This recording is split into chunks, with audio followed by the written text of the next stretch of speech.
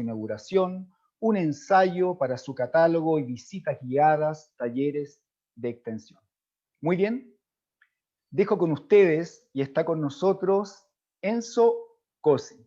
Bienvenido, Enzo. Hola Juan Carlos, ¿cómo estás? Muy bien, Enzo, qué gusto tenerte aquí en este Vale. ciclo y eres una persona muy esperada. Ojalá que también sea un poco inesperada. Me refiero a que logre, digamos, interesar y sorprender durante mi presentación. Enzo, una de las consultas que te quiero hacer antes de comenzar con tu presentación académica va más a lo humano. Nos gustaría saber cómo fue tu encuentro con esta nueva cultura en Inglaterra cuando tú sales de Chile en busca de cobijo, digamos, afuera después de estar estos años en campo de concentración en Chile. Eh, Juan Carlos, esa pregunta yo te la podría responder en un libro o en una página.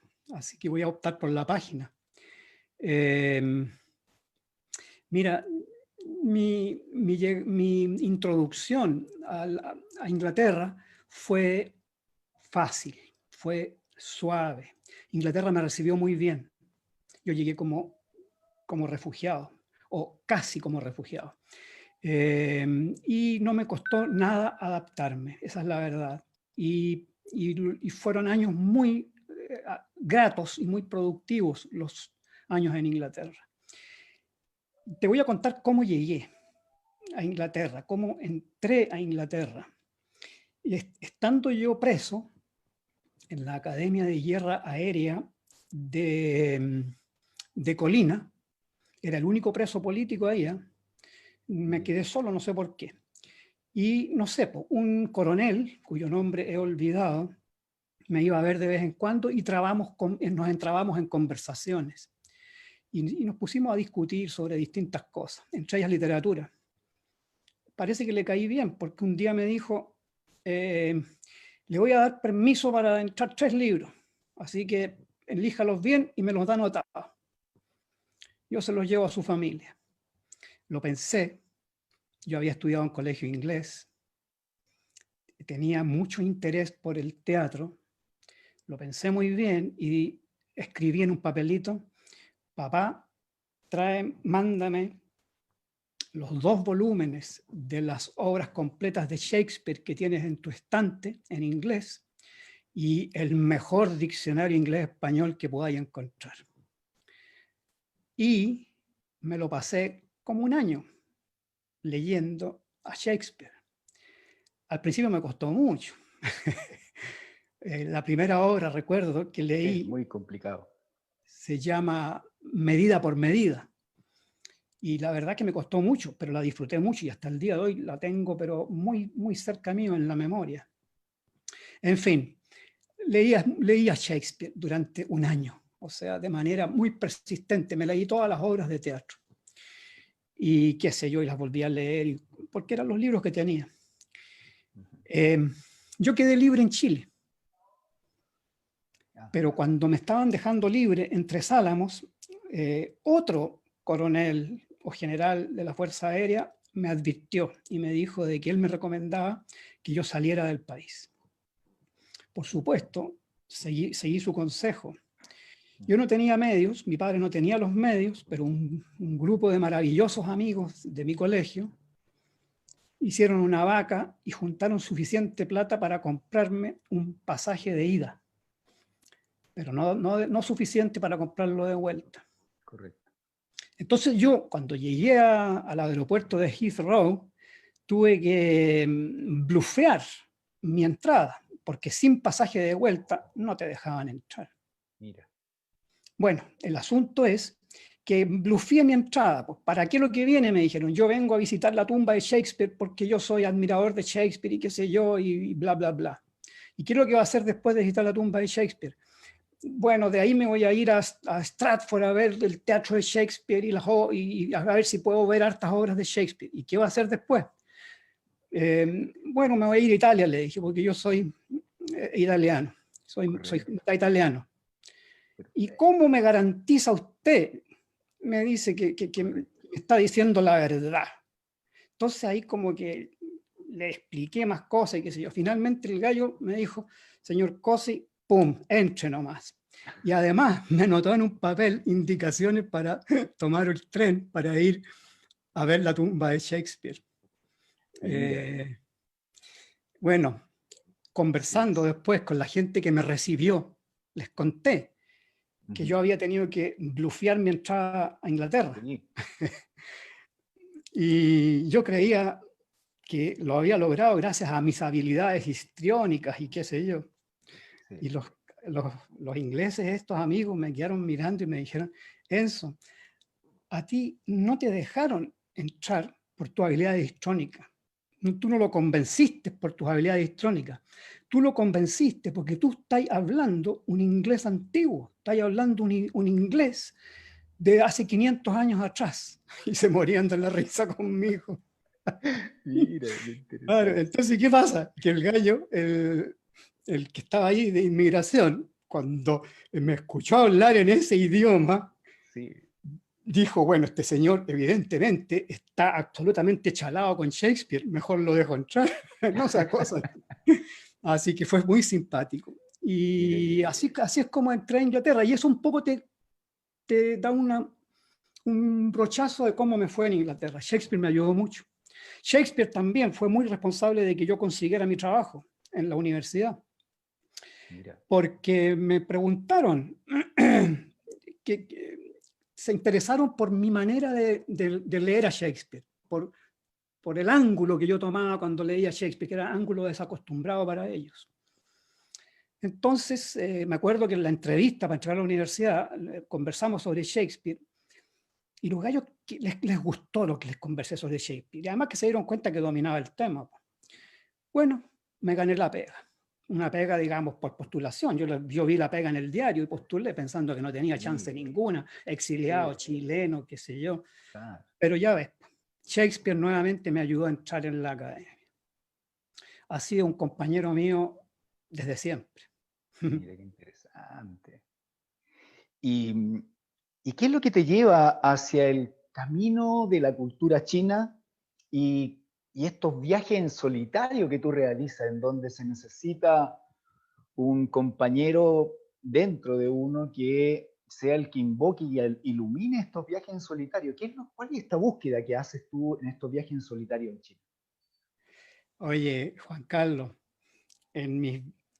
bueno, yo he viajado mucho en solitario por China, porque cada vez que iba a China a estudiar chino, por ejemplo, pasaba un mes en la escuela de chino estudiando intensivo y después aprovechaba los 10 días que me quedaban del pasaje de vuelta para irme a conocer distintos lugares de China, siempre siguiendo interés cultural, ir a visitar tal sitio arqueológico, ir a conocer dónde está el mausoleo de tal personaje importante, de tal rey, de tal dinastía, etcétera, ¿me entiendes? Y así me fui por todos lados, me iba. Pero el principal viaje en solitario que hice, que es el que realmente tengo guardado en el corazón, es el viaje en solitario donde yo seguí la ruta de la seda. Seguí la ruta de la seda tal como había sido viajada durante la Edad Media en China. Partí por Hangzhou, que es la ciudad de la seda. Ahí, partiste de ahí. Si tú vas a Hangzhou, no sé si tú habrás ido, pero está lleno de seda, está lleno de tiendas de seda. Es la ciudad de la seda, Hangzhou. Y por lo tanto, de ahí partía la ruta de la seda. Y esto está en el mar de China. Correcto. Y la ruta de la seda partía de ahí y, bueno, llegaba hasta la India. Exacto. Hasta el Mediterráneo llegó. Entonces yo partí en Hangzhou, pero de ahí me salté el centro de China, porque si no, no termino, todavía estaría viajando. Me pasé al tiro a Xi'an y partí desde Xi'an enfilando hacia el oeste, viajando exclusivamente en transporte terrestre, trenes, buses, taxis, dedo, en fin, cómo lograr viajar.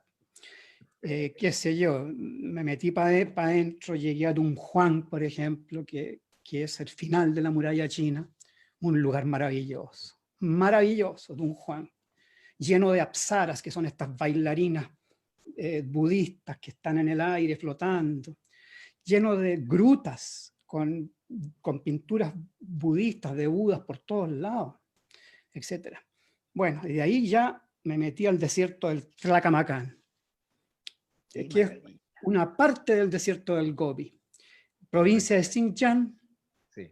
la provincia más noroccidental de China, enorme, del tamaño de Europa o más grande, la pura provincia. Y ahí entonces recorrí, ahí la ruta de la seda se dividía en dos, una por el norte del Tlaquamacán y la otra por el sur. Y yo dije, voy a hacer la ruta completa, voy a irme por el norte y voy a volver por el sur. Y eso es lo que hice. A propósito de compañía en el viaje, compañero interior, pamplinas. Yo tuve 3 compañeros exteriores en mi viaje a la ruta de la seda. Te cuento. ¿Por qué la hice? Porque quise seguir la ruta de Marco Polo. Porque quise ir a todos los lugares que Marco Polo mencionaba en su libro, lugar por lugar. Desde que entraba a China hasta que llegaba al lugar donde iba, ¿me entiendes? Sí.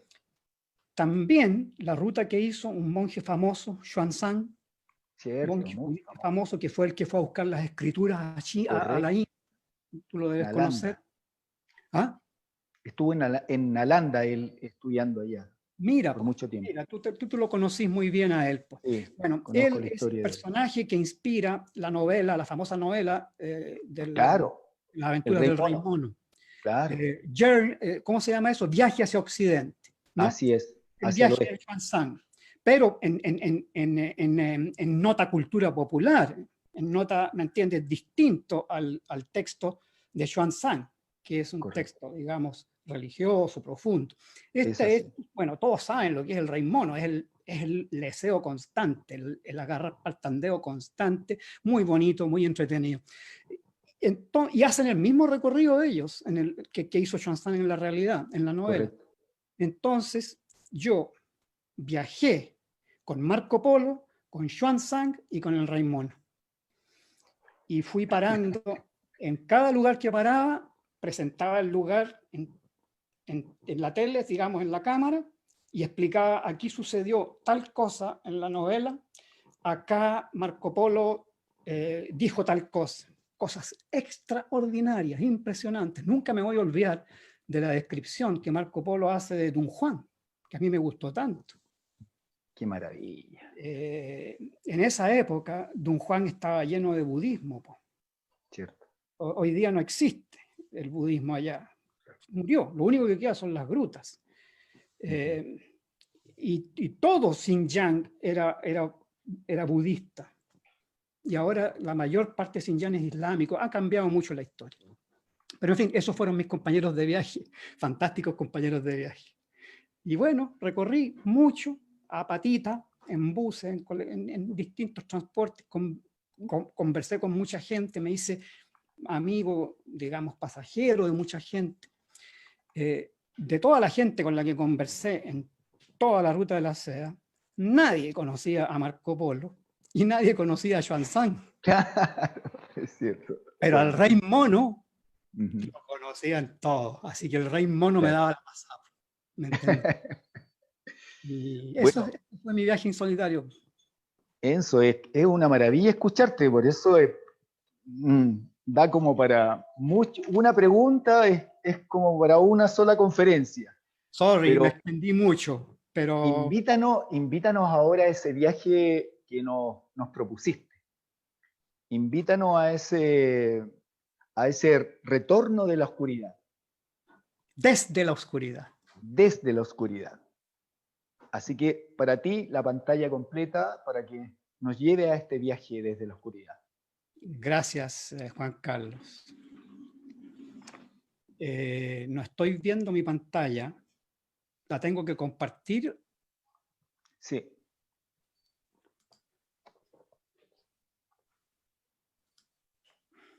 Ya. ¿La estás viendo? Perfecto. Perfecto. Parto entonces. ¿Ah? Muy bien. Bueno, te agradezco la oportunidad, la invitación. También aprovecho con esta vista de la ciudad prohibida de sumarme a tus felicitaciones a la República Popular China en su aniversario que ya están celebrando. Esta es una foto que yo tomé hace tracalá de años en la ciudad prohibida y me gusta mucho porque logré un efecto muy bonito, que es contemplar la luz desde la oscuridad. Partamos. Buenas tardes. Bueno, eso ya lo dije. Esta charla tendrá dos partes. Primero, examinar la luz desde la oscuridad. El concepto de examinar la luz desde la oscuridad, como lo que están viendo en la foto, ¿no es cierto? Desde la oscuridad está ese señor con ese niñito contemplando la ciudad prohibida en la luz. Aquí voy a hacerlo a través de tres ejemplos. Un ejemplo tomado del arte y de la fotografía en particular.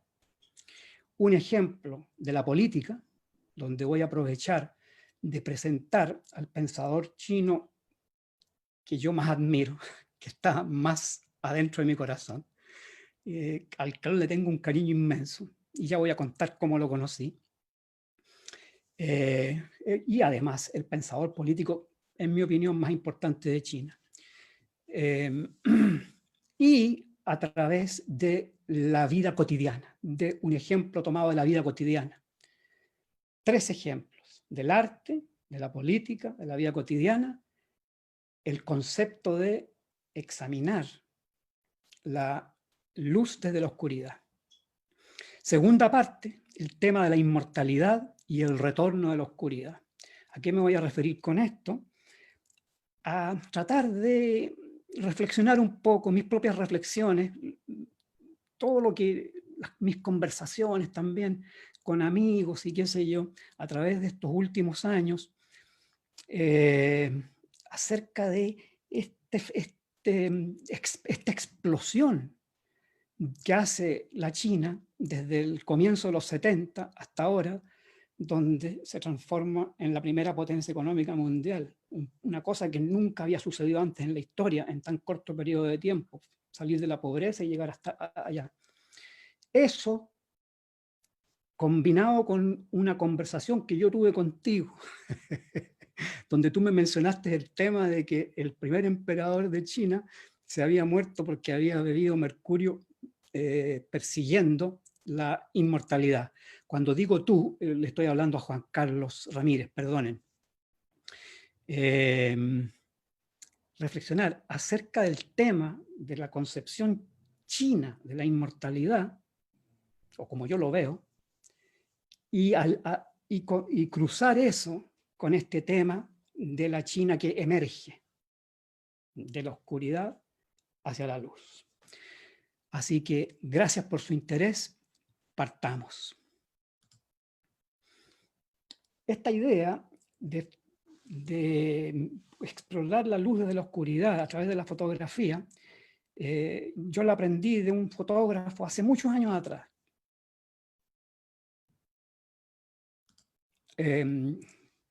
Hace muchos años atrás. Espero que me estén viendo todavía porque me apareció un letrerito diciendo que se había cerrado la sesión. Espero que no se haya cerrado, voy a seguir. Se me fue la onda. Un fotógrafo que conocí hace muchos años atrás, que lo escuché comentar que a él le encantaba tomar fotos donde apuntaba a la luz desde la oscuridad. En fin.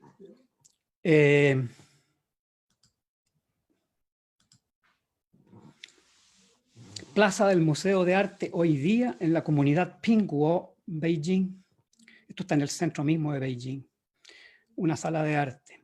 Esta sala de arte está al lado de arte moderno, qué sé yo, de arte contemporáneo, de arte experimental. Está muy cerca de una escuela de aromaterapia, donde mi esposa Silvia Galleguillos, que además de ser maestra de Feng Shui es aromaterapeuta, profesora de aromaterapia, donde ella enseña aromaterapia allá en China. Entonces, en una ocasión, muchos años atrás, harán unos 10 años atrás, mientras ella enseñaba, yo salí a pasear y me metí en esta galería.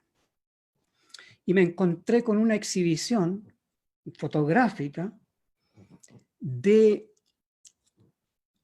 una convocatoria que se había hecho a un grupo de fotógrafos jóvenes para fotografiar una aldea de Mongolia Interior, la vida de la aldea en Mongolia Interior.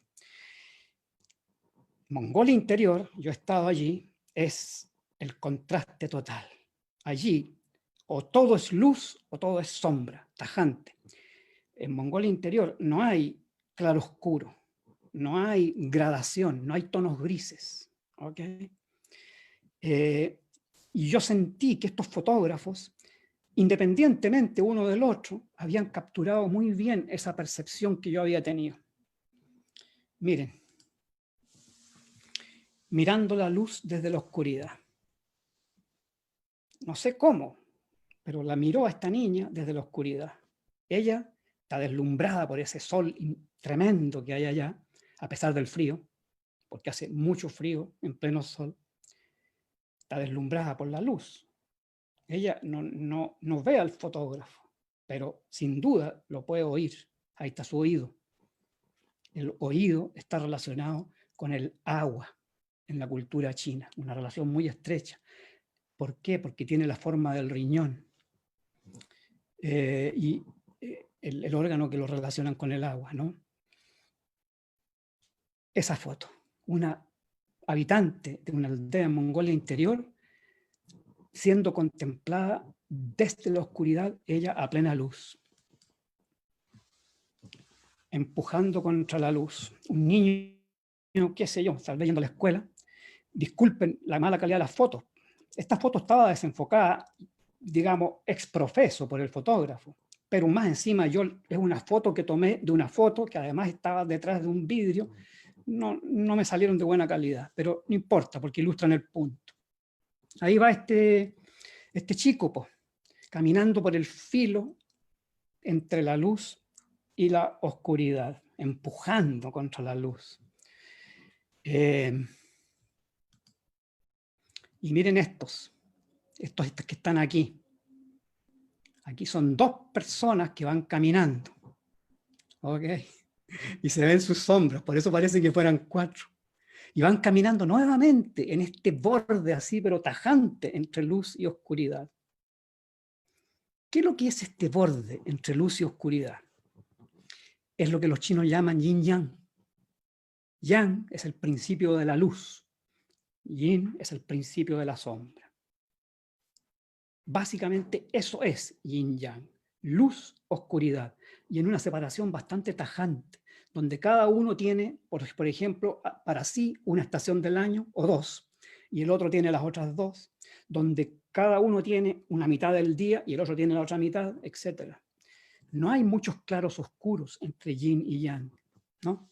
Es bien tajante esa separación. Los 2 principios. Y este principio yin-yang es el tai chi, es el principio organizador del universo. Eso lo saben ustedes, los que practican artes marciales. El extremo último, el pivote sobre el cual gira todo el cosmos. Ahora, si alguien piensa de que yin-yang es un concepto anticuado, pasado de moda, que ya no opera en la cultura china actual, bueno, fotos como esta están demostrando lo contrario. Pero por lo demás, se podrían, por ejemplo, alguien irse de noche al Centro Nacional de las Artes de la Representación, el nuevo centro maravilloso que construyeron en la avenida Chang'an, que es la principal arteria de Beijing, de este a oeste. A una cuadra de la Plaza Tiananmen está este edificio extraordinario. Si tú te vas de noche, en una noche sin viento, ¿tú qué es lo que vas a ver? Vas a ver un gusano de seda, el capullo de un gusano de seda flotando en el agua. Un espectáculo maravilloso. Y vas a ver el yin y el yang, la zona negra y la zona luminosa, flotando en el agua. Extraordinario, maravilloso. Y después tú te metes para adentro. Toda la decoración, toda la ambientación del del Centro Nacional de la Representación, hace alusiones a su cultura ancestral, hace alusiones a este tipo de conceptos y otros más. La cultura ancestral china está viva en la China actual, aunque sea una vida, por así decirlo, tácita. ¿Ok? Pero está ahí, presente. Miren esto, la sombra explicando la luz. Todas estas fotos son de fotógrafos distintos, ¿eh? Pero se dan cuenta cómo coinciden en un tema. Están siempre desde la sombra hacia la luz. Y acá tenemos a la sombra explicando a la luz. Quizás qué es lo que estará explicando. Pero este es un concepto fundamental, el de la sombra explicando la luz. Para el pensador político que yo les voy a presentar en unos minutitos más, de la China antigua. Así que conserven esa idea en memoria. Barriendo la oscuridad. Alguien está barriendo. No sé cómo se les arregló el fotógrafo para tomar esta foto mágica, maravillosa. ¿Qué se está barriendo? ¿Se está barriendo la oscuridad o se está barriendo la luz? ¿Quién barre a quién? En fin, aquí yin yang, este contraste de la civilización china. Finalmente, contemplando el río correr. Acá está Confucio, contemplando un río correr. Confucio gustaba mucho de detenerse a contemplar los ríos correr. Eso lo dicen, aparece eso en las Analectas. Leamos esto. Confucio se quedó mirando un río. Tzi Kung le preguntó por qué siempre se detenía a contemplar los ríos. Confucio contestó: el agua que corre hacia todos lados y da vida a todos sin afanarse es como la potencia de existir. Sus cursos que descienden haciendo meandros, pero adhiriendo a un solo principio, descender, son como la integridad. Su manera de emanar de las vertientes sin secarse jamás es como el Tao, que nunca se interrumpe. Su dejarse caer por rápidos y cataratas sin miedo ninguno es como el valor. Su perfecta nivelación, cuando está quieta, es como la ley. Cuando está en movimiento, es inquisitiva y busca por todo intersticio, como la perspicacia. Es bonito. Todo lo que se baña en ella emerge limpio, como la enseñanza moral. Aunque tarde, siempre acaba llegando al mar, como la constancia. Por eso me quedo contemplando los ríos. Esto lo escribe Chunzi. Chunzi es una persona relevante para esta charla porque es el maestro del filósofo que les voy a presentar ya casi, en un minutito más. Confuciano, por supuesto. El tercer filósofo confuciano más importante de la tradición clásica, digamos, antes de nuestra era. Los dos primeros, Confucio y Mencio. Pero tengo que comentar que en China el agua no solo es simbólica, también es energética, generadora de chi, de vitalidad. No es solo como la potencia de existir, también genera, da y transmite la potencia de existir. Testimonio, las tumbas chinas. Guo Po, el fundador del Feng Shui, que mi esposa Silvia adora, admira. El año pasado me llevó a visitar la ciudad de Wenzhou, que fue diseñada por Guo Po, y ahí estuvimos contemplando el lugar donde se paró Guo Po a contemplar el paisaje para diseñar la ciudad, etc. Una maravilla.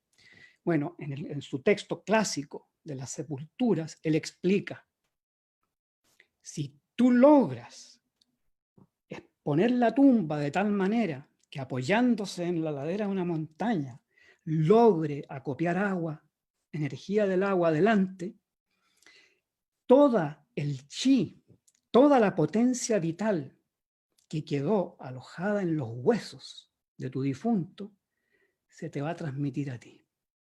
Y así la potencia vital va a seguir viva, no solamente en tu persona, sino que en tu linaje, en tu familia, en tu clan.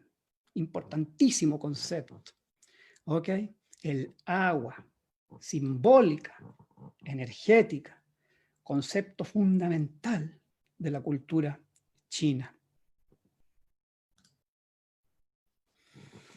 Ok, paso ahora al político del cual les hablé.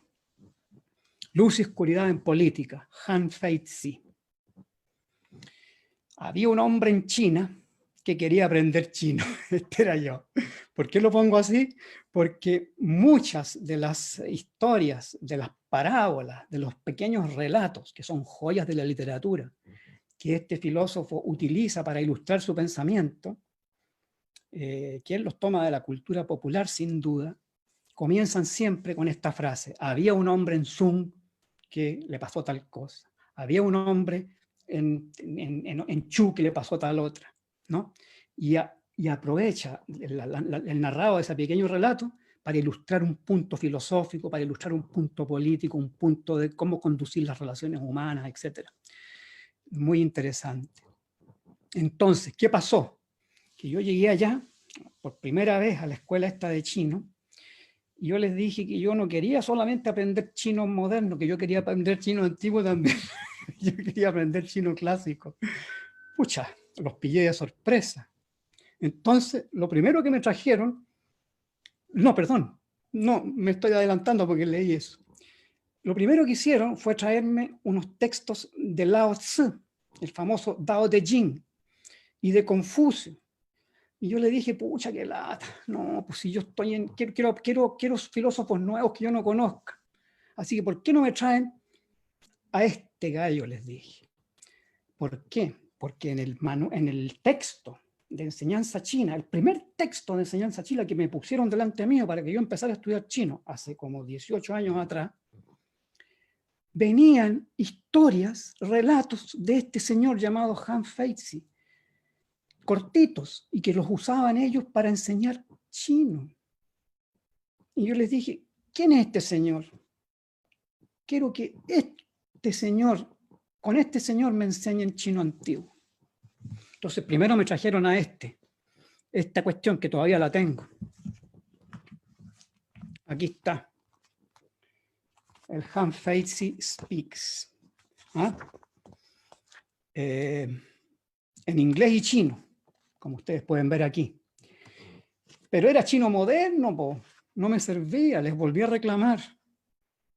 Entonces, finalmente llegamos a este cipo. Ahora sí que te creo, se los muestro.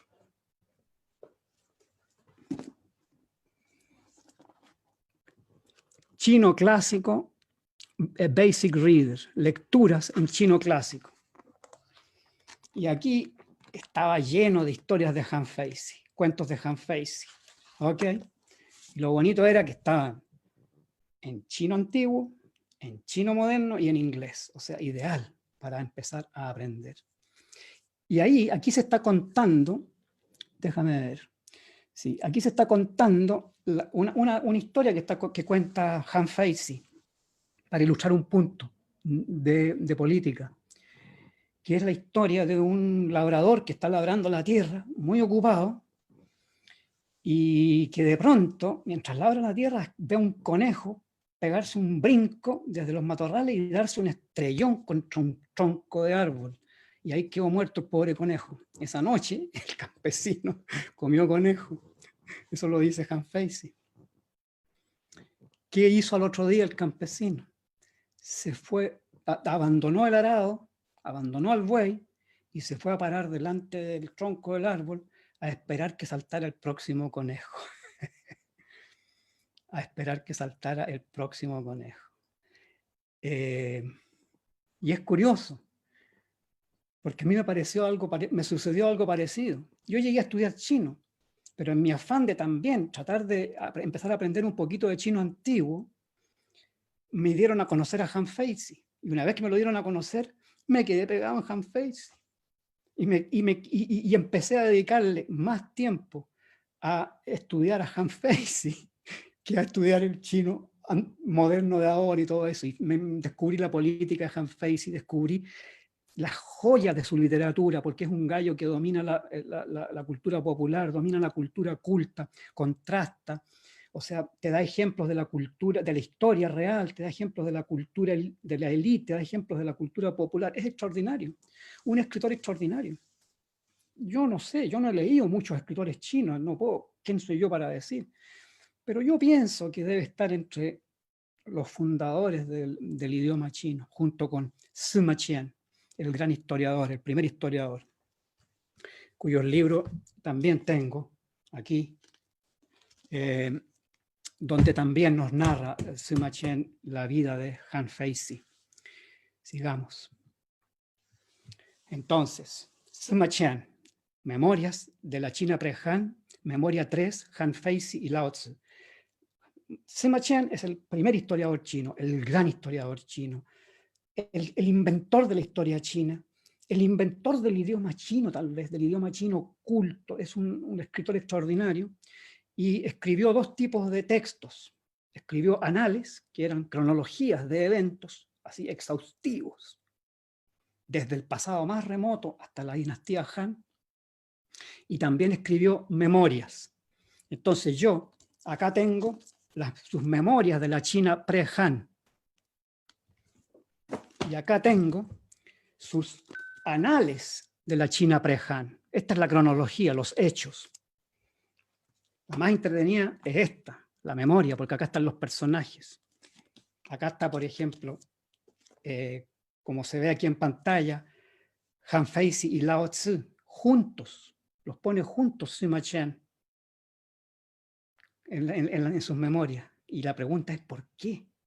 Cuando se supone que son dos personajes tan distintos. Leo. Han Fei era hijo de la nobleza de Han. Era tartamudo y no podía recitar sus propios consejos, pero era hábil en la composición de obras escritas. Ya lo dije, era un tremendo escritor. Sufrió mucho él por ser tartamudo. Tiene dos escritos donde trata él de explicar por qué él no habla y escribe. Y es muy bonito porque él trata de explicar un poquito por qué él estima más la escritura que el hablarle al oído, al personaje, etc., ¿no? Uno de ellos se llama las dificultades para aconsejar, las dificultades para persuadir, etc. Pero bueno, me fui por las ramas. Sigamos. Estudió bajo su excelencia Chunzi. Ya lo mencioné, Chunzi. Han Fei presenció el gradual eclipse de Han. Han, país chiquitito, en el centro de China, y todos los países a su alrededor, la pelotera, todos agarrándose contra todos, unas peleas feroces. Era el periodo de lo que se llama los reinos combatientes. ¿Ok? Este pobre país estaba ahí entre medio, o sea, recibía, digamos, disparos cruzados, para allá, para acá, qué sé yo. Estaba siempre siendo invadido, pero no para invadirlo a él, sino que para pasar a invadir al que está al otro lado, etc. Una situación muy, muy difícil. Bueno, le dolía mucho a Han Feizi el eclipse de Han, mas nunca consiguió que el rey siguiera sus consejos. Aún proponiéndose emplear a gente valiosa, terminaba siempre promoviendo a parásitos disolutos y frívolos, embosados tras el decoro confuciano. Esto lo está diciendo Sima Qian. ¿Okay? Está siendo bastante justo con Han Fei, a pesar de que él políticamente estaba en contra de Han Fei, porque Sima Qian era confuciano y Han Fei era de una doctrina que se llama el legismo, el legalismo, que era como de las antípodas del confucianismo. Pero aquí está siendo bien honesto con los problemas que tenían adentro del confucianismo en la época. Le frustraba tanto aquello a Han Feizi que llegó a escribir textos como emociones contenidas de un solitario. Emociones contenidas de un solitario. Las 5 alimañas. Las 5 alimañas son las 5 virtudes del confucianismo, que él pensaba que por lo menos en su época eran un disfraz de gente muy, muy, muy poco honesta para simular honestidad. y las dificultades para persuadir, este que les mencioné yo, ¿no? Han Fei cortó su cable de seguridad, fue directo al hueso de la verdad y esclareció nítidamente lo verdadero de lo falso. Cáchense. Esto es obvio cuando uno lee a Han Fei. El gallo va, pero al hueso, no importa un bledo su seguridad personal. Tanto así que él murió por ir al hueso. Pero no voy a contar esa historia aquí porque no tengo tiempo. Pero su honestidad, su franqueza, su manera de decir las cosas directas le costó la vida. Fue directo al hueso de la verdad. Esclareció nítidamente lo verdadero de lo falso, pero fue en extremo duro y carente de bondad. Todo ello inspirado en el Tao Te Ching, el famoso Tao Te Ching de Lao Tzu. Pero de los dos, acuérdense de que los está memorializando juntos. De los dos, Lao Tzu fue el más profundo, dice él. ¿Ok? Ok. Sima Chen. Vamos ahora a Han Fei. Miren, simbolismo del pino. Ese pino que tiene acá atrás. ¿eh? Todo es símbolo en la cultura china. Nada hay que sea literal solamente. Nada hay que sea decorativo solamente. En pintura, en arquitectura, en el lenguaje cotidiano, en las frases, en los refranes. Todo, además de su significado literal, tiene significado simbólico. El pino, aguante, autodisciplina, entereza, tenacidad, longevidad. Eso es como el homenaje de la cultura china a este señor, a Han Fei.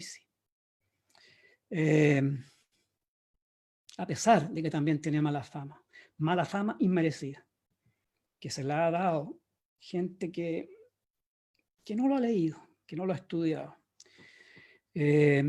porque le achacan un montón de cosas, de eventos en la cultura china que sucedieron cuando él ya estaba muerto y qué sé yo, y que no se le puede a él achacar responsabilidad ninguna. Ok. Han Feizi, el Tao del gobernante, capítulo 5 de sus textos. El Tao es el comienzo de las 10.000 cosas, el estándar de lo correcto y lo errado, de tal modo que el gobernante lúcido, aferrándose al Tao, sabe la fuente de todo y conoce el origen de lo bueno y lo malo. Entonces, manteniéndose vacío y quieto, él espera a que se imponga el curso natural de las cosas. Eso es puro taoísmo. Esto lo podría haber escrito Lao Tzu, completamente. Tanto es así que lo voy a poner aquí abajo. Esta es una estatua de Lao Tzu, en Guangdong, en el sur de China. Severo, serio, como era Lao Tzu. Han Feizi se moría de la risa. A la vez que era brutal cuando criticaba, cuando daba ejemplos llenos de humor y qué sé yo.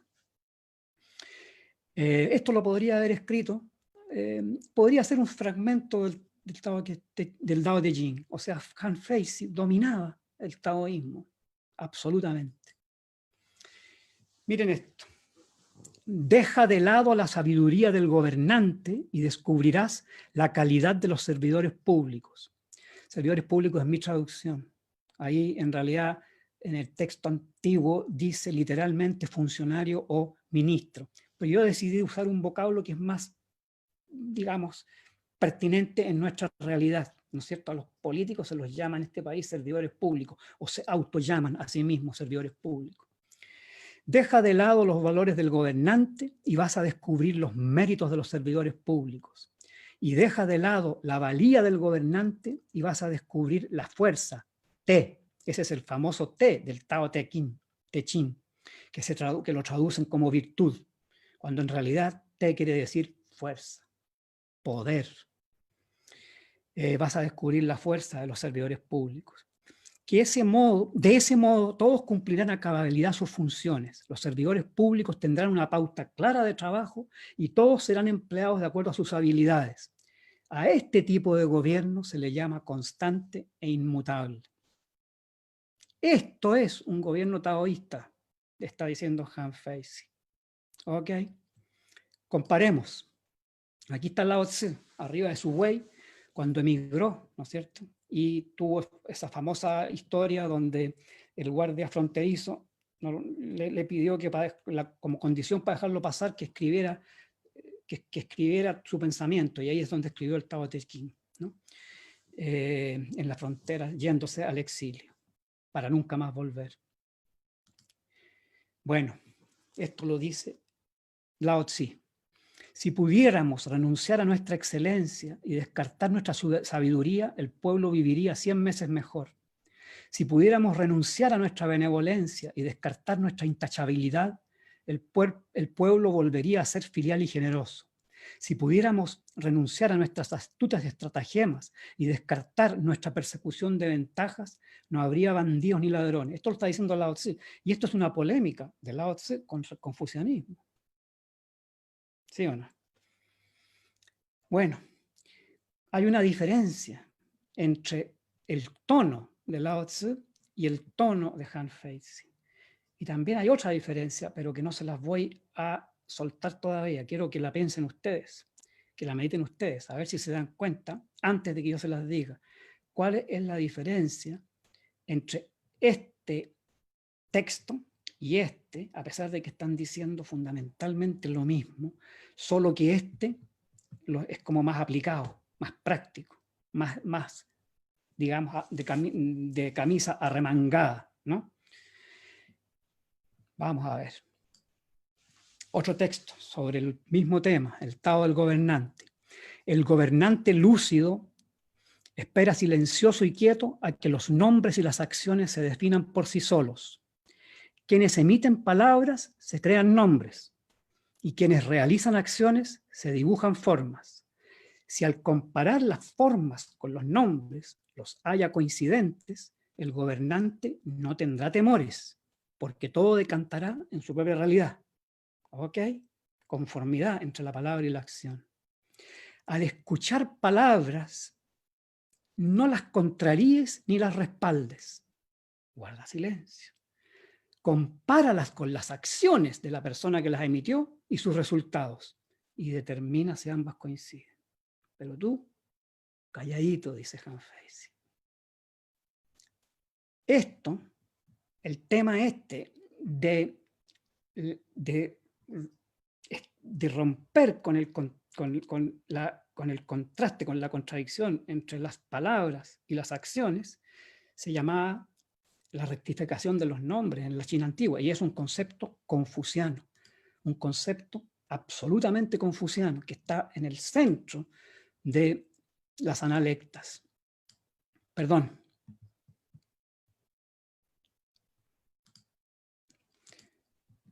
Es que tengo que mover la pantallita esta del Zoom porque no me deja leer. Le voy a correr para el otro lado, disculpen. Si Lu dijo, el rey de Wei lo espera para que lo ayude a gobernar. ¿Qué es lo primero que propondrá? El maestro respondió, Confucio, lo primero que es necesario hacer es rectificar los nombres. Si los nombres no son correctos, el lenguaje no está de acuerdo con la verdad de las cosas. Si el lenguaje no está de acuerdo con la verdad de las cosas, los asuntos no pueden llevarse a buen término. ¿Ok? Está diciendo lo mismo que Han Fei. ¿Sí o no?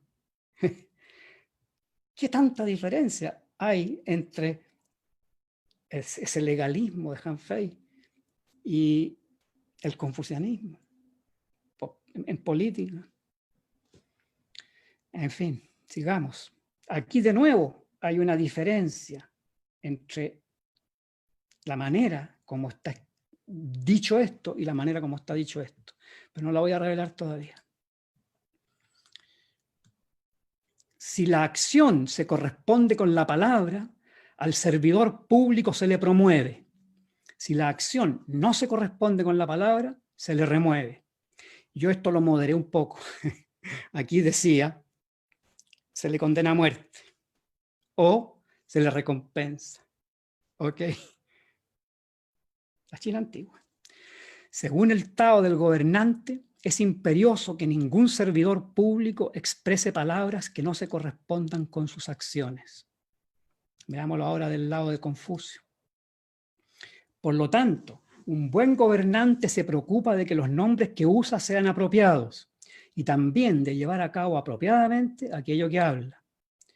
Lo que el buen gobernante requiere es que en sus palabras no haya nada que no sea fiel a sus hechos. ¿Están notando la diferencia entre ambos discursos? A pesar de que están hablando del mismo tema, hay una diferencia. A lo mejor algunos de ustedes ya la cacharon. Vamos a ver. El mejor gobierno, y esta es la parte crucial, el tema donde Han Feisy plantea el examinar la luz desde la oscuridad. El mejor gobierno reside en la invisibilidad. Su calidad yace en la ininteligibilidad. Debe ser vacío y reposado y no tener nada que hacer. Eso es puro taoísmo. Entonces, desde la oscuridad, escruta los defectos en la luz. Ve, pero no seas visto. Oye, pero no seas oído. Conoce, pero no seas conocido.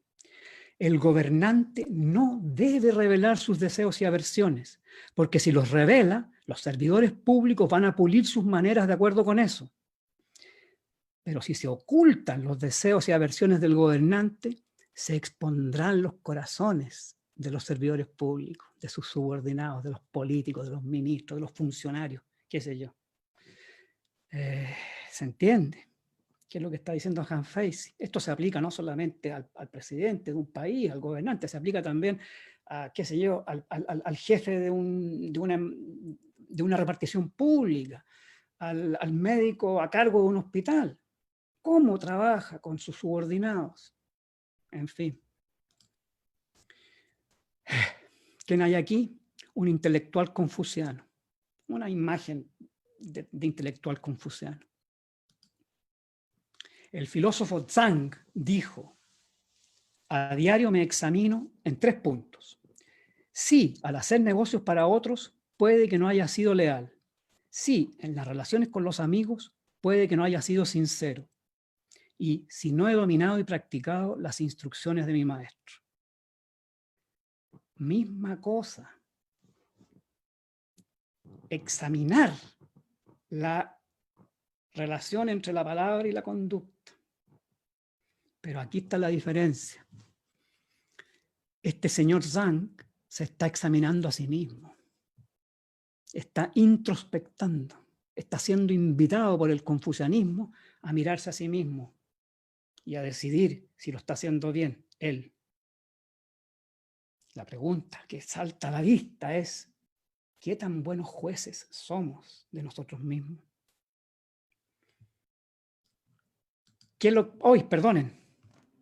Perdonen, vuelta atrás. No he terminado. ¿Qué es lo que hace Han Fei, en cambio? Han Fei está pensando un dispositivo para que haya un mecanismo de afuera, imparcial, que juzgue desde afuera e imparcialmente si las palabras y las conductas corresponden.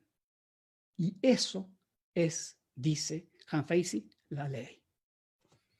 Para eso está la ley. Para que dejemos de enredarnos y de pedirnos entre nosotros de que nos portemos bien y que hagamos las cosas bien. La ley permite descansar. La ley permite discriminar entre las palabras y las conductas. El confucianismo es una doctrina de autoobservación, de invitación a examinar tu conducta personal, tu ética personal, ya sea si tú eres un gobernante o eres un profesor como yo o un trabajador, un campesino, lo que sea. El hanfeisismo, perdonen el neologismo, pero es que yo creo que Han Feisy, llamarlo legalista, se queda muy corto. El hanfeisismo, esta palabra la inventé yo, está planteando otra cosa, está planteando un mecanismo, como les digo yo, externo, que pueda juzgar cómo está la relación entre las palabras y los actos. Y esto es lo que Han Feisy llama desde la oscuridad escrutar los defectos en la luz. ¿Ok? Las personas no son buenas jueces de sí mismas. Y pueden estar todo el día fingiendo, pueden estar todo el día posando. Es un concepto muy importante. Y no se lo puede confundir con una cosa como espionaje o autoritarismo o vigilancia. Nada que ver. Nada que ver. Es otro el concepto. Es un concepto de sacar la responsabilidad de definir si tu conducta es ética de ti mismo y transferírsela a un mecanismo externo. Y así tú puedes descansar. Que la ley juzgue si yo me conduzco bien o no me conduzco bien. Esa es la diferencia entre la manera de plantear las cosas de Han Feizi y la manera de plantear las cosas de Confucio y los confucianistas. Y con respecto a la diferencia con Lao Tzu, es parecida. La diferencia con Lao Tzu es que Lao Tzu decía, si pudiéramos, si solo pudiéramos, o sea, está siendo súper pesimista, súper fatalista. Para Lao Tzu, la conducta ética de los políticos es un imposible. Si pudiéramos. Bueno, la respuesta de Han Feizi es, no. Podemos armar mecanismos, querido maestro Lao, que nos permitan poder renunciar a la sabiduría, poder renunciar a todas estas cosas. ¿Ok? Esa es la diferencia entre Han Feizi y Lao Tzu. Han Feizi es el filósofo, el que entrega la teoría. Han Feizi es el que propone una manera de llevarla en práctica. Confucio propone la otra manera de llevarla en práctica, la manera introspectiva, la manera externa. Creo que se me entiende. Voy a pasar ahora al tercer ejemplo, el ejemplo de la vida cotidiana. Aquí está la Silvia Galleguillos, mi esposa, con Yao Yuxian, presentando sus libros en Shanghai, China, 2019. Y aquí estamos con Yao en la Vega Central de Santiago. Y ahí estamos, fíjense, como emergiendo del yin hacia el yang, ¿sí o no? Me las arreglé para sacar una foto bien parecida a esas fotos de la galería china. No estuve mal. La sombra y la luz, ¿no? En fin, hubiera ayudado más todavía si el Yao hubiera tenido el pelo blanco igual que yo, pero bueno, no se puede pedir todo. ¿Qué es lo que estoy tratando de ilustrar con esto? Lo siguiente. Yao Yuxian es nuestro mejor amigo chino, es el director de la escuela de aromaterapia donde Silvia enseña desde hace como 12 años o algo así. Y donde, fíjense, ya no solo enseña aromaterapia, también enseña Feng Shui. En China, a los chinos les enseña Feng Shui. Se ha expandido la cosa. Y voy a narrarles la historia, lo más breve posible, del primer encuentro entre Yao Yuxian y Silvia Galleguillos. Llegamos nosotros a este barrio Pingguo, a esta comunidad de Pingguo, donde está esta galería de artes, con la Silvita, y fuimos a golpear a la puerta de la escuela de aromaterapia. Nos recibió este caballero, muy amable, pero muy callado, muy taciturno, y nos atendió muy bien, nos ofreció té y nos escuchó. Escuchó a la Silvita, yo no hablé nada. La Silvita ahí se presentó, que era ella, aromaterapeuta, profesora, tanto y tanto, con todo le lanzó todo su currículum y básicamente trató de decirle, oiga, yo soy una persona que podría ser valiosa para usted, podría yo ayudarlo a enseñar aromaterapia aquí en Beijing. Así es la Silvia, es tremendamente asertiva y segura de sí misma. Y Yao escuchaba.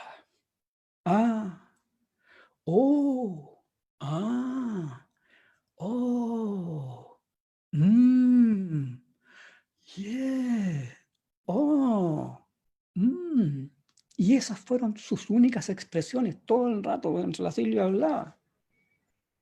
Y cuando terminó la Silvita de hablar, Yao Yuxian le dijo, ¿cómo tú, con lo haces para discriminar, para poder diferenciar entre los aceites esenciales auténticos y los adulterados, porque es un problema que yo tengo aquí, en mi empresa, en mi escuela. Y la Silvia le dijo, por la nariz. ¿Cómo? Le dijo Yao Yuxian, por la nariz. Sí, por la nariz, le dijo Silvia. Un aromaterapeuta con experiencia, experto, debiera poder determinar inmediatamente, solo con olerlos, si los aceites son auténticos o si son adulterados o sencillamente completamente químicos. Ah, le dijo Yao Yuxian, y todavía no hablaba nada. Y entonces le dijo, señora Silvia, ¿podría venir conmigo abajo, a donde tengo todos los aceites esenciales? Y bajamos entonces al lugar donde tenía todos los aceites esenciales, así en botellita, y le dijo, ¿usted me podría diferenciar estos aceites, los buenos de los malos? Y la Silvita empezó a tomar las botellitas. Este es muy malo. Químico, químico. Pum, para allá. Este otro, este no está mal, este es buen aceite, fíjese. Este otro, adulterado. Le añadieron algo extra. Posiblemente tal otro aceite. Y así se fue la Silvia pasando por todas las botellas, oliéndolas. Bueno, terminó esa cuestión, ya conversamos un ratito más, nos invitó a almorzar en un restaurante, almorzamos, y nos fuimos, y volvimos a Chile. A los pocos días de haber vuelto a Chile, mensaje de Yao Yuxian. Señora Silvia, ¿le gustaría venir a enseñar a mi escuela? Silvia empezó a enseñar en la escuela de Yao Yuxian un año después de la primera entrevista. Y cuando llegamos a China, a la clase de la Silvia a enseñar, la Silvia le preguntó a Yao, Yao, ¿y por qué al final decidiste invitarme? Y Yao le dijo, porque tú estabas en lo correcto. Tú identificaste todos los aceites correctamente. Los hice testear todos en una empresa que hace estos tests y coincidieron absolutamente con tu veredicto. Por eso te traje, porque era cierto lo que tú decías, que con tu nariz tú podías identificar los buenos aceites. Y yo necesito a alguien así. Eso es el mismo concepto de Han Feizi en la vida cotidiana. Esto pasa mucho en China. Hay muchos ejemplos, amigos también que han estado en China, que han vivido cosas parecidas. En fin, pasemos a la segunda parte, inmortalidad y retorno desde la oscuridad. Esta es una pintura típica china, muy prestigiosa. Los 8 inmortales cruzan el mar. Allá arriba dice Pa Xian Guo Hai, que quiere decir 8 inmortales cruzan el mar. Es una pintura muy importante para la cultura china. Ya van a ver por qué. Por ahora, solamente para ilustrar la pasada a la segunda parte. Chuta. Ahí estamos. El retorno desde la oscuridad. El proceso de la China que emerge desde la oscuridad hasta ser la primera potencia económica del mundo. El retorno comienza en la década de los 70. 1972, Ma Wandui despierta después de 2150 años la bella durmiente de China, así la llaman, la marquesa de Dai, en Changsha, Hunan. Su cuerpo estaba intacto, perfectamente preservado en el agua, junto con centenares de preciosas reliquias culturales de la dinastía Han. Una especie de eternidad. Preservadas en agua. El agua preservó todas estas reliquias, flotando en ella. Incongruente, inconcebible. Uno dice, pero si se habrían podrido. No, no se pudrieron. Era un agua muy especial. Químicamente, energéticamente, cosmológicamente. Algo hizo que esa agua permitiera a la marquesa de Tai conservar su cuerpo intacto hasta el día de hoy. Aquí está uno de los 3 sarcófagos de la marquesa de Tai. Esto es oro, enchapado en oro. Maravilloso, unas pinturas maravillosas. Aquí está ella, perfectamente preservado en agua, incluyendo sus órganos. Nosotros estuvimos en el museo donde está ella, en Changsha, y vimos sus pulmones, vimos su corazón, etcétera, en frascos de laboratorio, exhibidos ahí en el museo de Changsha. O sea que no es invento. Perdón, me fui para atrás. Y acá, el Tao Te Ching de Lao Tzu, el famoso Tao Te Ching, un ejemplar un poquito dañado, pero todavía legible del Tao Te Ching. Una joya incalculable. Todo esto preservado en agua. Nosotros estuvimos en Changsha. Yo llevé a la Silvia y a mi hijo Danilo a Changsha. Y los llevé porque quería ir a conocer Ma Wanduai. Y cuando llegamos a la tumba, ustedes vieron en la excavación, ¿no es cierto? Se veía como esta excavación así como una pirámide invertida. Cuando llegamos finalmente a la tumba, nos costó mucho porque nadie la conocía, nadie no tenía ni idea de qué le estábamos hablando, hasta que unos maestros de la construcción nos señalaron que nos fuéramos para atrás de su construcción y que ahí nos metiéramos en un bosquecito y ahí estaba esta cuestión. ¿Y qué es lo que había? El hoyo nomás, nada más. Y el Danilo, mi hijo, se empezó a morir de la risa y a burlar de mí. Nos trajiste todo este viaje enorme al sur de la China para ver un hoyo. Y yo, amoscado, le dije, Danilo, esto no es un hoyo. Esto es una noria, es un pozo. Esto estuvo lleno de agua. Esto es un cántaro, un útero que preservó objetos valiosísimos en la cultura china para la eternidad. ¿Ok? No es un simple agujero, es un pozo de agua. Esa fue mi respuesta, un poco emboscada. 1974, Bing Mayong. Aquí estoy yo con Danilo, años después. Esto es años después. Aquí ya no se burlaba tanto de mí. Campesinos excavando un pozo de agua desentierran los ahora famosos guerreros de terracota de Qin Shi Huang, conocido como el primer emperador. Qin Shi Huang gobernó bajo la tutela del agua. El primer emperador examinaba el ciclo de las 5 acciones o 5 poderes, Wu Xin o Wu De. Decidió que Zhou, la dinastía anterior, nació bajo la acción del fuego. Y si Qin había destronado a Zhou, eso se debía al poder del agua, que predomina sobre el fuego. ¿Okay? Esta es la famosa teoría de los 5 elementos de los libros de Feng Shui, que en realidad son las 5 acciones o las 5 poderes. Nada que ver con elementos, pero bueno. Para marcar el comienzo de la nueva era del agua, entonces, de su dinastía, cambió la fecha del año nuevo al comienzo del 10º mes lunar, comienzo del invierno, porque el invierno es la estación del agua, y dictaminó que todas las insignias reales debían exaltar el color negro, porque el color negro es el color que la cosmovisión china le asigna energéticamente al agua. ¿Ok? El color negro. En otras palabras, el Qin Shi Huang, el primer emperador, gobernó bajo la tutela del agua. Importantísimo. Ahí están los soldados vistos de cerca.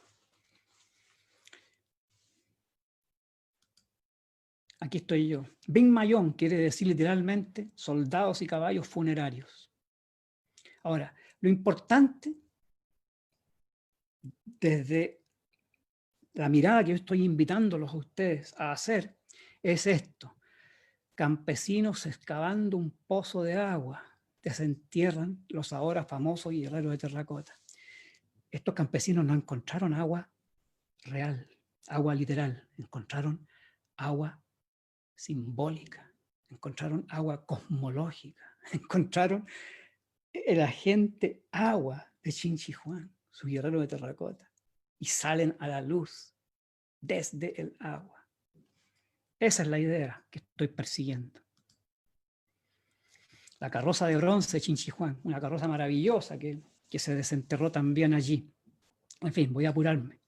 Y la carroza de bronce escolta. No tiene importancia. 2 carrozas de bronce, una se suponía que era la carroza que escoltaba a la carroza de Chin Huang y la otra era la carroza de Chin Huang. Y era la carroza en la cual él se iba a ir a la inmortalidad. Pero todavía no. La enterraron vacía. A él lo pusieron en su sarcófago. Y lo pusieron en su sarcófago rodeado por un lago de mercurio. ¿Ok?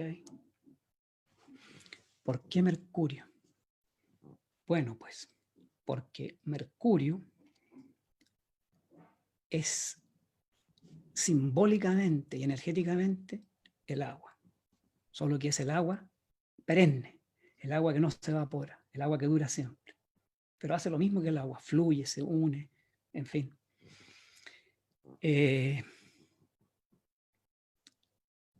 Se cuentan todas estas historias acerca de Qin Shi Huang, que él buscaba la inmortalidad y mandó a este señor Shufu en busca del elixir de la inmortalidad, ¿no es cierto? Lo mandó 2 veces y el gallo nunca volvió con el elixir. La segunda vez no volvió más. Y, por supuesto, si tú te metes a internet vas a ver artículos ahí donde dice, ay, este emperador que se murió buscando la inmortalidad. Se murió por buscar la inmortalidad, o sea, porque ingirió mercurio. Lo que yo pienso de que no están entendiendo qué es lo que está sucediendo allí.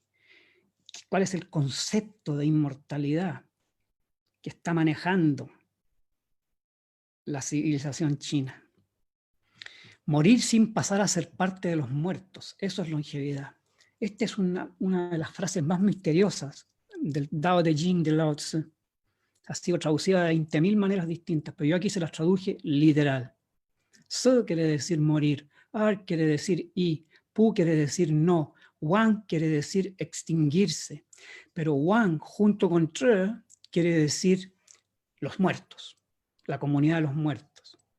Y esto es shao, longevidad.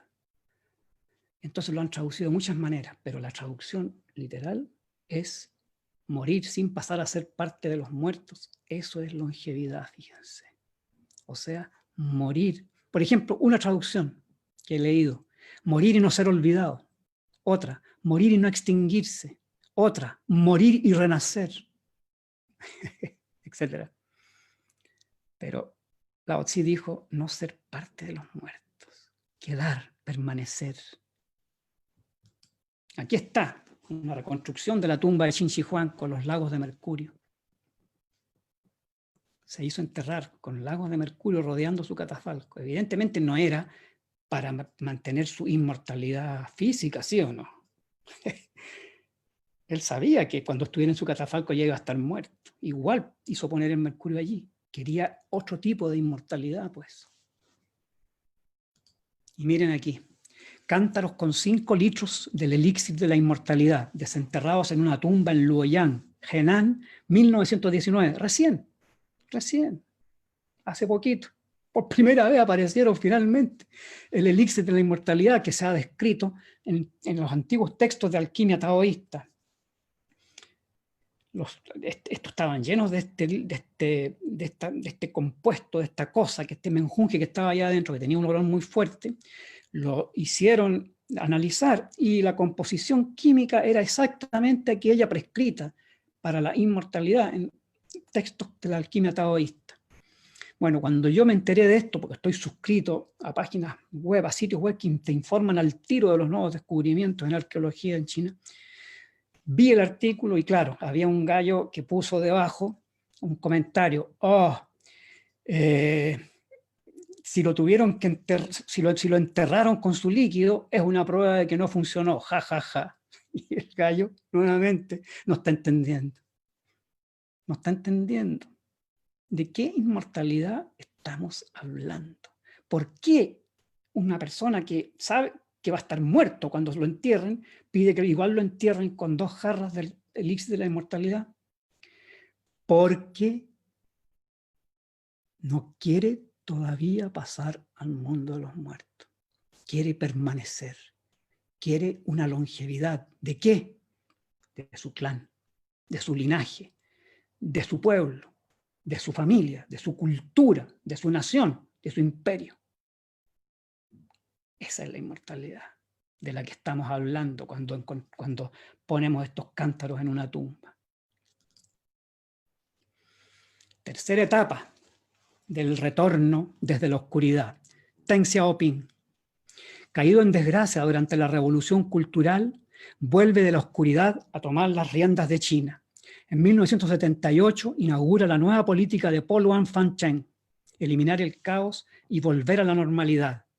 Sus reformas inician las transformaciones que están convirtiendo a China en primera potencia económica mundial, o devolviéndole ese estatus. Solamente por 200 años ha dejado China de ser la primera potencia económica mundial. Deng Xiaoping famosamente dijo: no importa si el gato es blanco o negro, lo que importa es que case ratones. Famoso dicho de él, ¿no es cierto? El pragmatismo de Deng Xiaoping. Un poquito de socialismo, un poquito de capitalismo y todo va a funcionar bien. Mientras casemos ratones, mientras desarrollemos nuestro país. Esa es una interpretación. En ese contexto, válida. Pero, ¿qué pasa 30 años después? 30 años después, hay otra realidad en China. Voy a dejar que esto lo lean ustedes solos. Hay otra realidad en China. ¿Cuál es esa realidad? Está Xi Jinping al mando. Acaba de tomar el gobierno y decide hacer una cruzada en contra de la corrupción al interior de toda la élite política china. Y es una cruzada súper intransigente. Él, haciendo su cruzada contra la corrupción, que nosotros la presenciamos de manera directa, la vivimos de manera directa. Nosotros vimos lugares que habían sido forzados a cerrar y a quebrar porque basaban su negocio en la corrupción. Cuando lanza su campaña contra la corrupción, Xi Jinping invoca a Han Feizi. ¿Okay? Aquí está la historia de los ratones de los templos. Voy a dejar que lo lean ustedes. Voy a seguir avanzando. Como este video se va a poner en YouTube, cuando lo vean de nuevo, pueden detener en este momento la presentación y leerlo con más calma. Pero es acerca del tema de la corrupción. Finalmente, Chang'e vuelve a la cara oculta de la luna. Estoy a punto de terminar. Paciencia, por favor. Esta es la cara oculta de la luna. Yo tengo un amigo muy querido, se llama Pablo Cabrera, fue ex embajador en China. Con él conversamos mucho de temas chinos. Y una vez conversando con él, a mí se me ocurrió esta idea de que desde el punto de vista de Occidente, China era como la cara oculta de la luna. Un misterio total. No lo entendemos. No tenemos idea de cómo es, ¿no? En fin, jugamos mucho con esa idea de la cara oculta de la luna. Miren lo que sucedió en el 2019. El video dura un poquitito.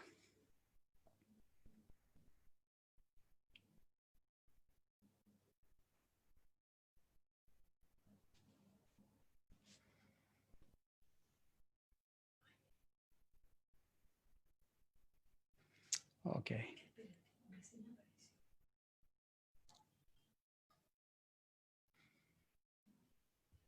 Ahí está. Ese es YouTube, el robot explorador. Y la cámara está en Chang'e, en el módulo que aterrizó. Chang'e es el módulo, YouTube es el explorador. ¿Quiénes son Chang'e y YouTube? YouTube es el inmortal conejo de jade. Chang'e es la bella inmortal. Ambos viven su inmortalidad en la luna. Ella prepara el elixir de la longevidad. Él muele hojas de osmanthus para el elixir en su mortero, en los mantos. Silvia Galleguillos tiene unos mantos en la puerta de su escuela de Feng Shui y de su negocio de aromaterapia.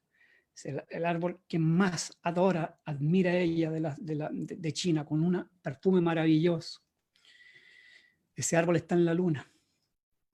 Sus hojas son las que componen el elixir de la inmortalidad. Yutu, ¿cómo llegaron a la luna? Chang'e y Yutu. Yutu, el conejo, o sea, el rebotito, llegó allí recompensado. Chang'e, la bella inmortal, llegó allí castigada. Vamos a ver sus historias rápidamente. Todos hemos visto a Yutu en la luna llena. Ahí está, trabajando, preparando el elixir de la inmortalidad, o ayudando a Chang'e a preparar el elixir de la inmortalidad. Ahí está, con su mortero. Y ahí está el árbol de Osmanthus, Yutu. Uy. Y acá está Chang'e. ¿Ok? La leyenda de Chang'e, muy breve. Habían 10 soles en la época más primigenia de la cultura china. Habían 10 soles y una sola luna. Los soles son yang, la luna es yin, la luna es agua, los soles son fuego. No estaba equilibrado el cosmos, no estaba equilibrado el yin-yang. Se comisionó a un arquero mitológico, Hou Yi, para que flechara, derribara 9 de los 10 soles y dejara uno solo nomás. Y eso es lo que hizo Hou Yi, el arquero divino. Aquí están los soles derribados porque ellos los visualizaban como pájaros. Bueno, aquí dice castigada. ¿Por qué fue castigada? Porque una vez que Hou Yi derribó los 9 soles, logró que el uno, la unidad de China, la unidad de la civilización, la unidad de la cultura. ¿Ok?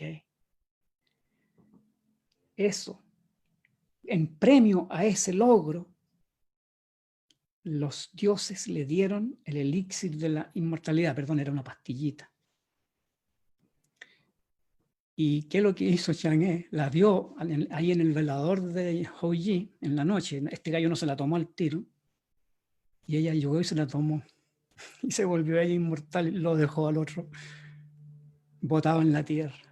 Castigo para Chang'e. Se tuvo que ir al lado oscuro de la luna, a la cara oculta de la luna, a vivir allí su inmortalidad y a preparar el elixir de la longevidad para que la cultura china sea longeva. ¿Ok?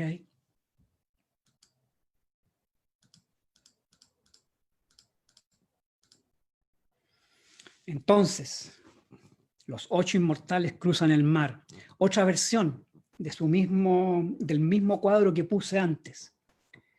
¿Qué es lo que es este cuadro? ¿Cuál es este significado, este rol que cumple en la civilización china, al cual aludí al comienzo? Cada inmortal tiene un poder especial y lleva un implemento mágico. El tambor de pescado de Chang Guo Lao predice el destino. La espada de Liu Dongbin ahuyenta a los espíritus malignos. La flauta de bambú de Han Xianxi otorga vitalidad. El loto de He Xianku nutre la mente humana. La calabaza de Li Chiequai alivia el sufrimiento. El abanico de Han Chungli vuelve a la vida a los muertos. La tableta de jade de Cao Guoyu purifica el ambiente. Y la cesta de flores de Lan Cai-he atrae poderes mágicos. Abanico de equipamientos para mejorar la vida. Ellos son el equipo que la cultura china tiene a cargo de mejorar la vida de su pueblo, de su gente, de su civilización y mantenerla longeva. Estas palabras, los 8 inmortales cruzando el mar, es parte de un refrán chino que se llama un Chengyu, que son refranes que se ordenan en líneas de 4 sílabas cada uno y que son refranes sobre la vida cotidiana. ¿Qué es lo que dice el refrán del cual forma parte esta frase, los 8 inmortales cruzan el mar, significa, el refrán significa dar rienda suelta a las habilidades únicas de cada uno, demostrar tu iniciativa, creatividad y destreza, trabajar en equipo. Eso es inmortalidad. Muchas gracias. Fin de la presentación y perdonen si me extendí un poquito demasiado. Bien, oye, excelente. Nos dejaste mucho trabajo porque cada frase es parte de una sola historia, o sea, nos da para una historia. ¿Dejo de compartir pantalla o lo que hago? No, nos quedamos ahora ya juntos. Ah, ya. Me quedo así tal cual estoy yo, no necesito hacer nada yo. ¿Sí? Nada más que sacar la presentación. Ya, o sea, dejo de compartir pantalla. Exacto.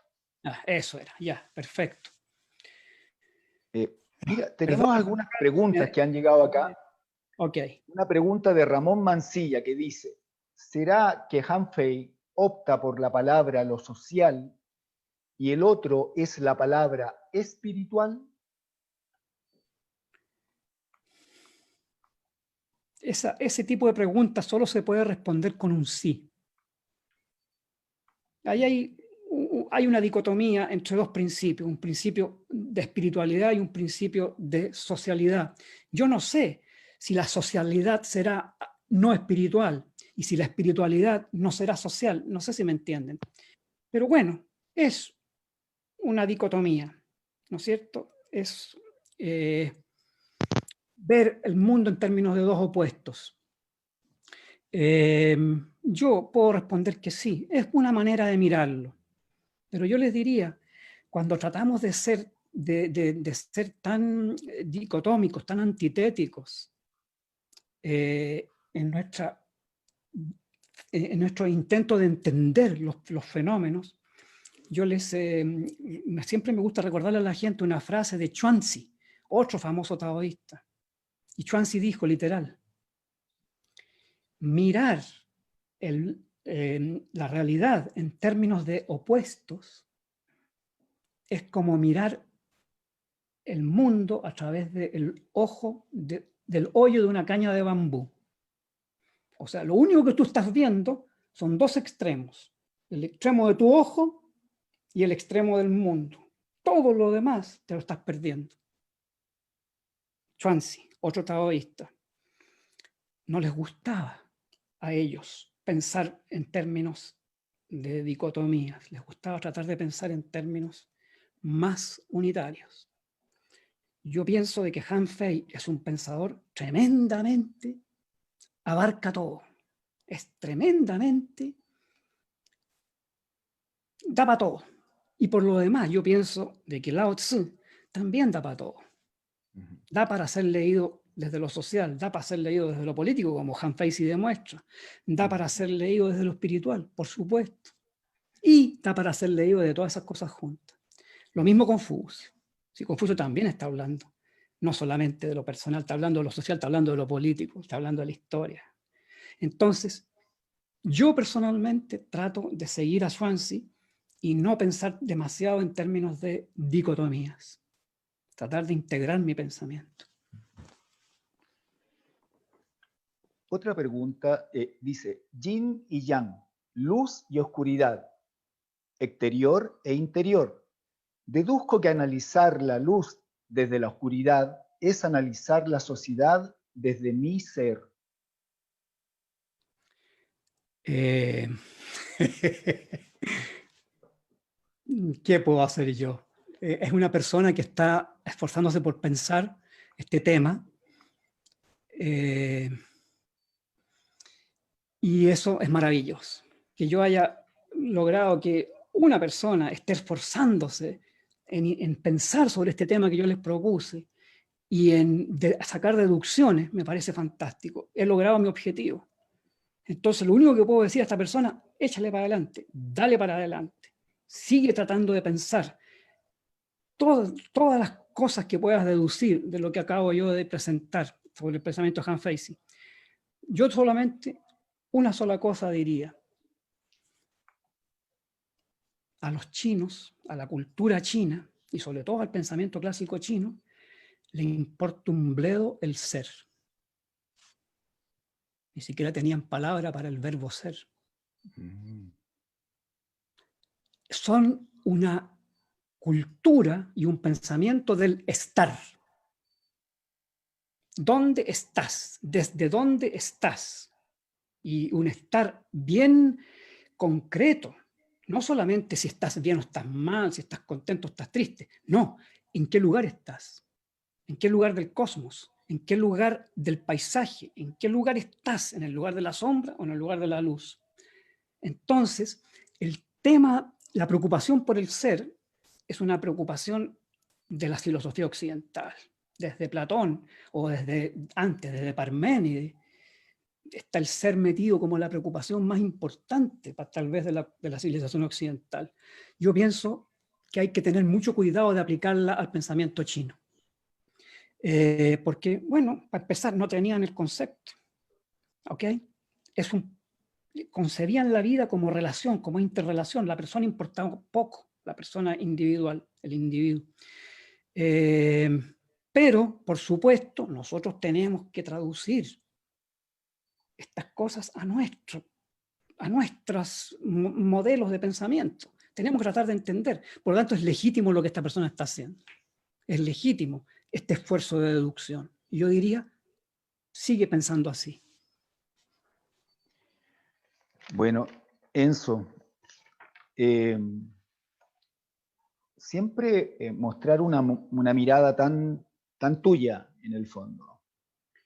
Esta mirada que no es de tomar y pegar en el fondo, porque tiene que ver con tu vivencia, con tus estudios, con esta nueva concepción, ¿cierto?, de este pensamiento que nace tan atrás en el tiempo, en la antigüedad, y que vuelve a vivir ahora, nuevamente.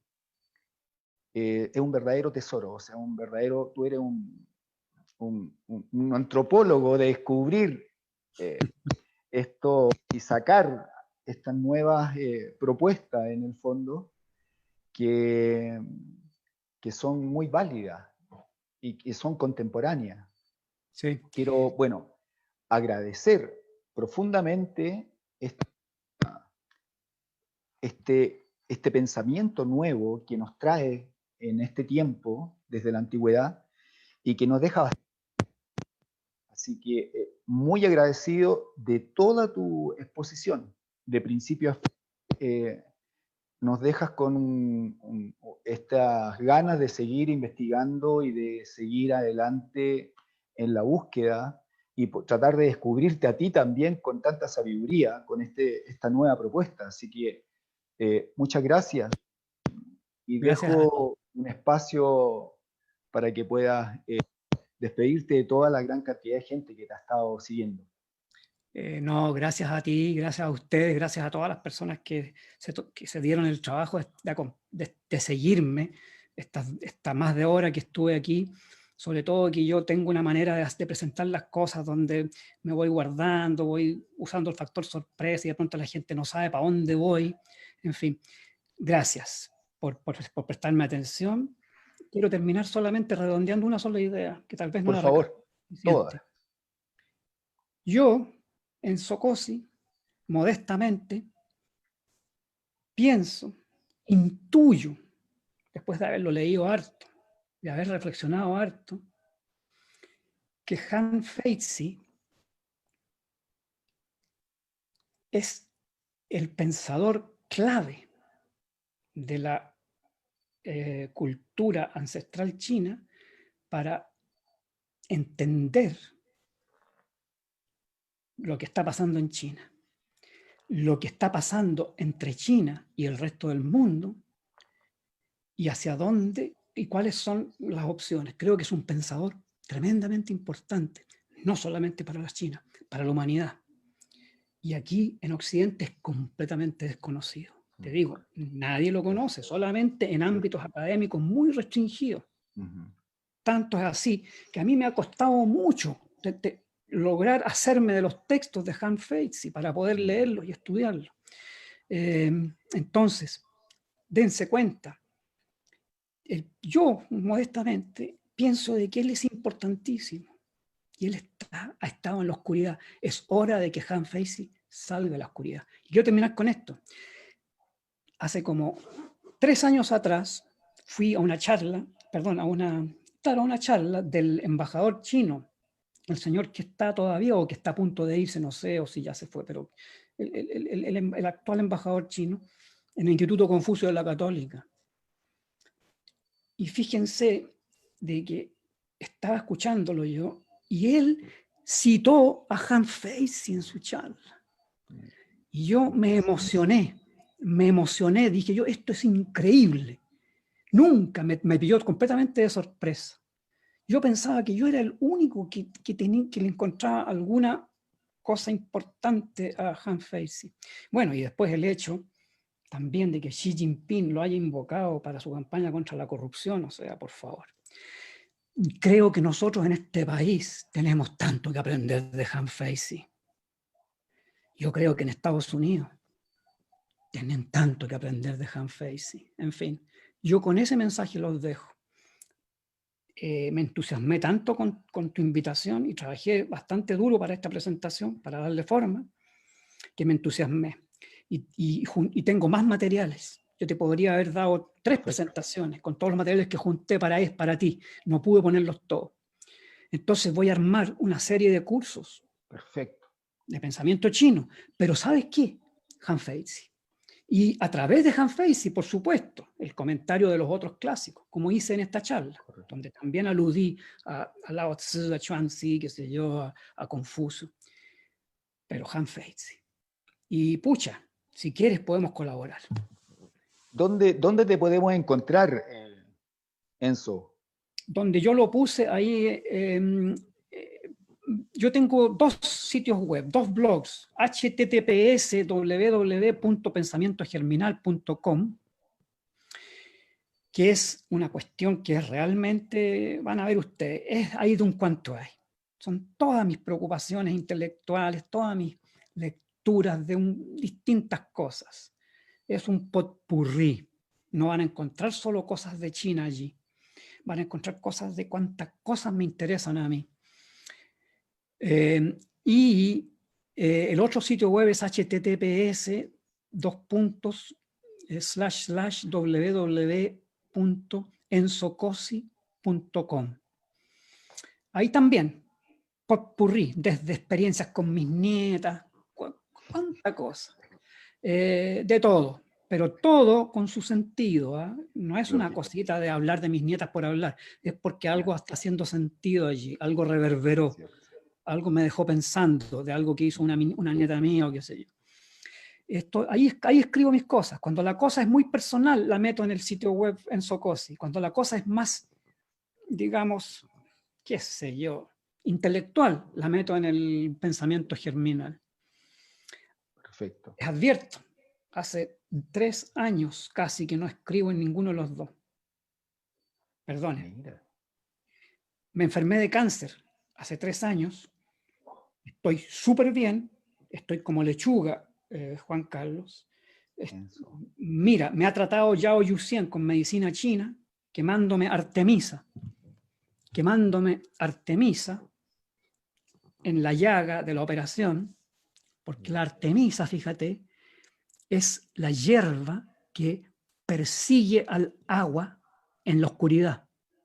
Entonces él, cuando quema la Artemisa, mete la energía de la Artemisa, y como las células cancerosas pertenecen a la próstata, que está relacionada con el aparato, con la orina y con los riñones, pertenece al agua. Entonces, si hay células cancerosas todavía ocultas por allí, la Artemisa las va a pillar, porque ella pilla el agua y les va a meter el yang, el fuego, y las va a quemar vivas. Lo mismo que se hace en la terapia occidental, con la radioterapia, fíjate. Ujú. Radioterapia a la manera china antigua. Él, Yao Yuxian, que es médico tradicional chino, además de ser aromaterapeuta, cada vez que voy a China me trata el cáncer con la Artemisa. Y cuando estoy en Chile me lo trato con la medicina occidental, por supuesto. Estoy súper bien, pero algo me pasó. Desde que me enfermé de cáncer no he vuelto a escribir en mis blogs. ¿Sabes Mira, qué? mira, sí. Tú vas a ser el responsable de que yo vuelva a escribir en mis blogs. Mira, Voy a todo tener es bastante cíclico. que agradecerte, Juan Carlos. No, agradecerte a ti porque tu exposición ha sido realmente maravillosa. Insisto que esto de encontrarse con un académico como eres tú y darnos nuevos puntos de vista y nuevas propuestas que son virginales en realidad. Eso es muy escaso porque uno está acostumbrado a, a mirar a expositores, ¿cierto? Que es tomar y pegar, tomar de otros y pegar para formar nuevas conjeturas, pero lo tuyo es propio, es tan tuyo que cada postura, cada ponencia y cada ejemplo que nos hace cruzar justamente ese límite. Te agradezco que digas eso y que te hayas dado cuenta. Yo soy una persona que solo voy a los textos originales, voy a las fuentes. Yo, por ejemplo, evito leer textos, artículos y cuestiones sobre Confucio. Yo lo leo a él nomás y a los confucianos, para que no me contaminen. Ujú. Lo mismo Han Feizi. No, yo Ujú. estoy leyendo a Han Feizi de manera pero Ujú. persistente, va ya su par de años por lo menos. Solo a él, no estoy leyendo sobre él, no me interesa, porque no quiero que me contaminen. Quiero encontrar mi propio Han Feizi y después traspasárselo a los demás, ¿me entiendes? Soy muy lento para trabajar por eso, porque pucha, voy a las fuentes, voy a los originales. Todos estos libros que les mostré son todas las fuentes, los originales, directamente de allí. No uso segundas manos. Te agradezco que te hayas dado cuenta. Es muy importante para mí.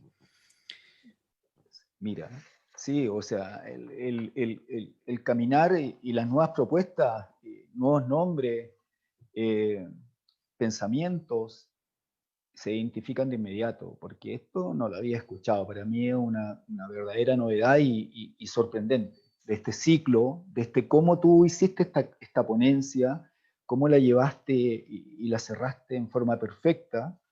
Fue realmente un privilegio de haber tenido la oportunidad de que, espero que esta también no sea la última vez, y que nos des una otra oportunidad de tenerte nuevamente con algún otro tema que sin duda son tan variados y tu conocimiento es tan grande que esperamos tenerte en una nueva oportunidad.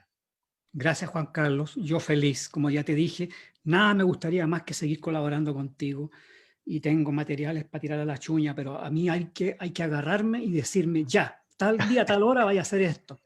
Porque si no me agarran y no me dicen eso, yo no lo hago. Me dilato, me meto, porque me gusta estudiar, entonces estudio, no termino nunca de estudiar. Y solamente cuando alguien como tú viene y me dice, ya, ven para acá, háceme una presentación, lo hago.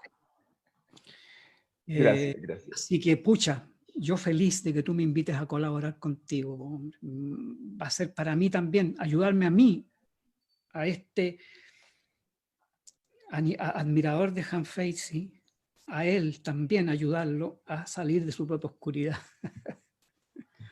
Qué maravilla, qué maravilla. Tus palabras realmente me emocionan. Saber que puedo contar contigo, de saber que tú estás con nosotros y que eres una persona maravillosa. Yo te Oye, ya. tengo mucho aprecio por lo mismo. Gracias, Y gracias. además eres encantador, una forma de poder presentar los temas totalmente diferentes, desde el punto de vista más humano, desde el punto de vista de, es tan propio tuyo. Tú presentas algo académico que es tan complejo y lo presentas de una forma tan sencilla que lo he dicho anteriormente, que se ve solo en los grandes maestros. Esta forma de poder transmitir un pensamiento, hacerlo llegar a la gente común, eh, con esa sencillez, con esa simpleza que todo mundo entiende. Eso se agradece y eso es maestría. Así que muchas gracias, Enzo. Creo que estás exagerando un poco, pero te agradezco. Muchas gracias, Juan Carlos. Bien. Creo que estás bajo el impacto de la ponencia. Tal vez mañana vas a bajar un par de peldaños. No, mañana va a ser más complejo aún.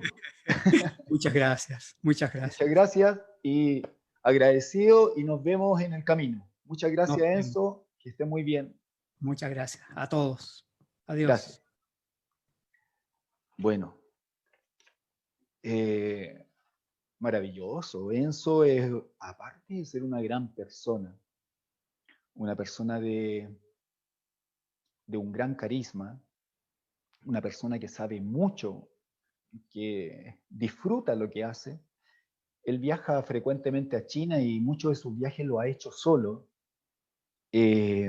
buscando la fuente, como él dice, buscando e investigando y después compartiendo todo su saber. Y eso es el caminar de aquellas personas que se han dedicado toda una vida a seguir, ¿cierto?, un pensamiento, a seguir creando esta plataforma que nos puede ayudar o que puede ayudar a algunos, desde ahí a despegar. Ya lo he dicho, los grandes maestros se dedican a algo toda una vida. Toda una vida. Para llamarse maestro hay que caminar, hay que aprender, saber, pavimentar, caminar mucho para luego construir, y de esa construcción todos los demás vienen atrás a beber de esa fuente. Así que muchas gracias a Enzo y a este descubrimiento que nos hace hoy compartir este descubrimiento a toda la comunidad. Así que, bueno, gracias y que esté muy bien. Larga vida por siempre, Enzo. Te queremos junto a nosotros. Muy bien. Ahora vamos a invitarlos para la próxima conferencia. Ahora estábamos en el ciclo de energías. Estábamos en este ciclo en donde el cierre era Enzo y pasamos a una etapa ahora más de arte desde el punto de vista de la danza y de la música. La próxima conferencia tiene relación con las danzas tradicionales chinas. Y las danzas tradicionales chinas, las más conocidas, ¿cuáles son? La danza del león y la danza del dragón. Estas dos danzas están llenas de simbolismos, están llenas de contenido y son las danzas más practicadas y más conocidas en Oriente. La danza del león está en todas las nuevas etapas, nuevos emprendimientos. La danza del dragón está presente en la fiesta de la primavera, está en ese año nuevo chino, ¿cierto? Y queremos a ustedes mostrarles su historia, mostrarle la cosmovisión y al mismo tiempo de poder introducirlos en estas danzas que son del león y del dragón. Los esperamos la próxima semana, próximo miércoles, 20 horas, en este mismo lugar, en Facebook, conferencias, ciclo de conferencias del Centro Cultural y Artístico China Chile. Hasta pronto.